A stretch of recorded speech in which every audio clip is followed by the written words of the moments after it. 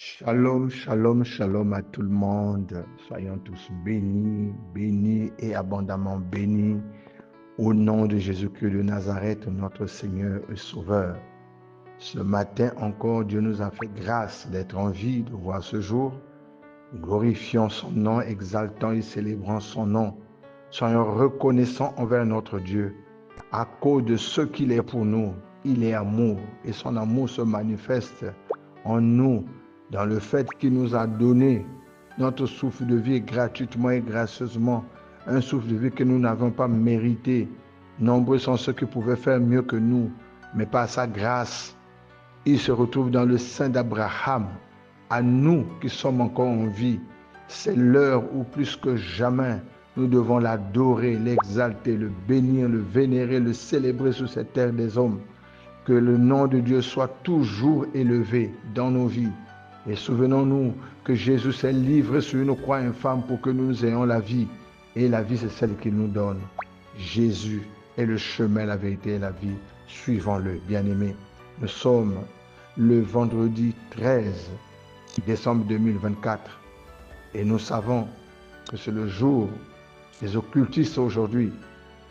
Soyons en prière et comme nous sommes dans une bonne période, continuons à exalter notre Dieu, à célébrer notre Dieu, à nous attacher le plus bel à Dieu. Et luttons, menons le bon combat, le combat de la foi, bien-aimé, le combat de la foi, sachant que nous n'allons pas d'une défaite pour une victoire, mais nous allons d'une victoire à des victoires plus grandes, parce que Jésus est notre victoire. Il est le chemin, la vérité et la vie. Marchons comme lui l'a marché et nous verrons la gloire de Dieu. Bien-aimés, ce matin, dans notre dévotion matinale, Dieu veut nous parler dans le livre de 1 Corinthiens au chapitre 11. Nous lirons les deux premiers versets. 1 Corinthiens au chapitre 11. Nous lirons les deux premiers versets. Que me dit la Bible? La Bible dit, « Soyez mes imitateurs comme je le suis moi-même de Christ. Je vous loue de ce que vous vous souvenez de moi à tous égards et de ce que vous retenez mes instructions telles que je vous les ai données. » Voilà la parole de Dieu ce matin. Bien-aimés, imiter, c'est faire comme. Imiter, c'est marcher comme. Ici, à l'instar de Paul, le croyant est appelé à suivre l'exemple de Christ et à devenir semblable à lui. Qu'est-ce que la ressemblance, bien-aimée, à Christ? Ressembler à Christ veut dire d'abord aimer Dieu et son prochain. Est-ce que nous aimons Dieu et notre prochain? L'amour du croyant pour Dieu motive et nourrit son amour envers les autres. De la même manière que Christ aimait Dieu avant toute autre chose et que son amour pour les autres était fondé sur cet amour du Père. Bien-aimés, nous aussi nous devons aimer les autres, aimer Dieu de toute notre force, de toute notre âme, de toute notre pensée. Nous devons l'aimer. L'amour de Christ pour son Père s'est révélé à travers l'intérêt qu'il portait à la gloire de Dieu, bien-aimé, à sa volonté, à sa parole et à l'intimité de sa présence. Nous voyons cet amour manifesté dans la fidélité à Dieu et dans son empressement à accomplir la volonté de Dieu en sacrifiant sa vie afin que nous soyons rachetés, bien-aimés. L'amour de Christ se manifeste en outre par sa justice et sa haine du péché. L'amour de Christ pour les hommes se voyait à travers sa compassion, sa bonté, ses larmes, son humilité, ses bonnes œuvres, sa douceur, son pardon, sa patience et sa miséricorde. Il a prouvé son amour envers nous en reprenant le péché, en s'irritant contre ceux qui étaient cruels, impassibles et insensibles envers la souffrance et le besoin des autres, en nous mettant en garde contre l'enfer,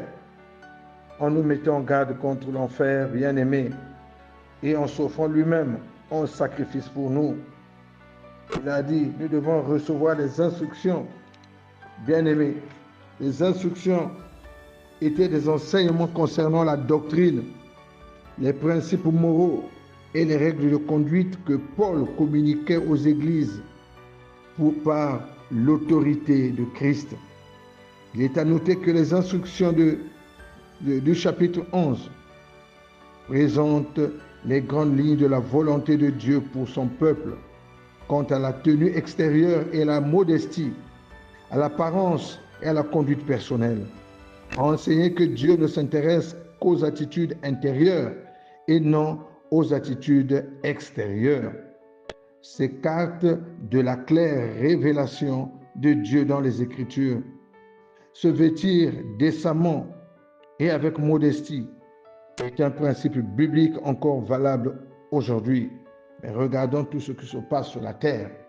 Regardons ce qui se passe dans ce monde où les hommes sont devenus des pervers.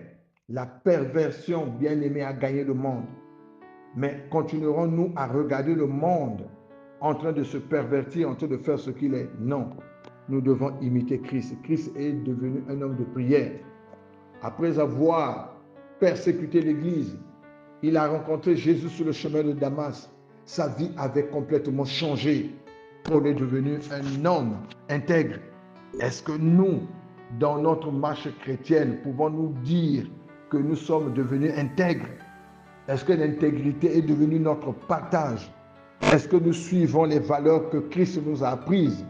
Et là, Paul dit même, soyez mes imitateurs comme moi-même je le suis de Christ.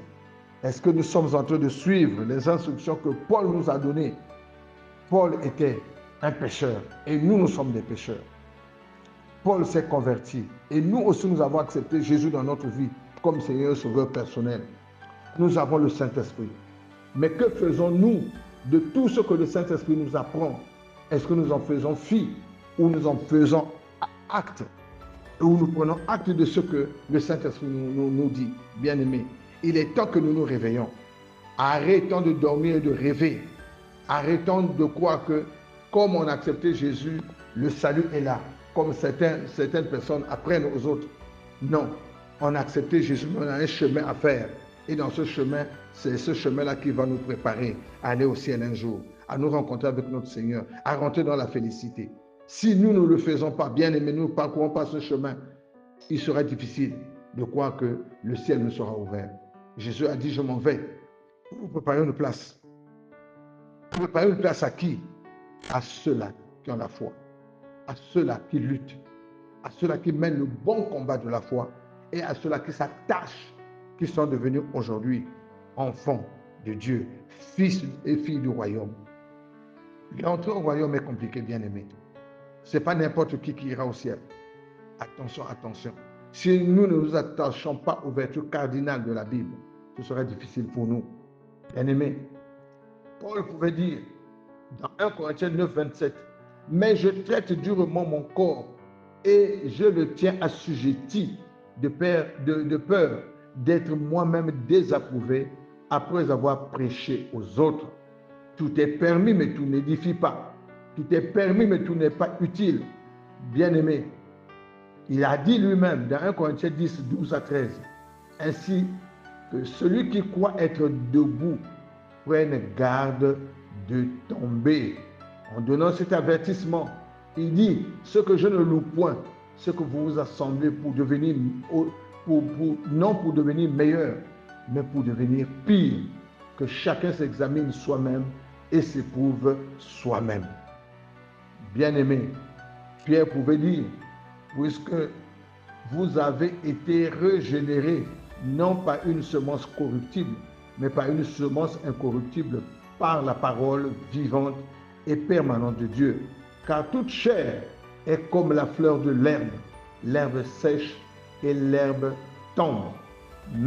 Et la fleur tombe. Mais la parole du Seigneur demeure éternellement. Et cette parole est celle qui vous a été annoncée par l'évangile de Dieu, bien-aimé. Voilà la parole que Dieu nous donne ce matin. Soyons des hommes et des femmes fidèles. Et c'est dans la fidélité Que Dieu demeure. Soyons bénis, bénis et abondamment bénis. Que la fidélité soit notre partage. Que nous recevions les instructions de Dieu avec amour, avec joie. Soyons des hommes et des femmes sages. Que la sagesse soit notre partage au nom de Jésus-Christ de Nazareth. Et que tout ce qu'il a promis soit notre partage. Bien-aimés, nous allons nous retrouver lundi matin. En ce jour merveilleux de ce vendredi où nous rentrons petit à petit dans le week-end, que nous ayons un week-end plein de grâce, un week-end où nous serons de plus en plus attachés à Dieu, un week-end où lui-même glorifiera son nom à travers les œuvres qu'il va accomplir pour ceux qui restent attachés. Bon week-end à tous, excellent week-end. Shalom, shalom, shalom à tout le monde. À lundi matin.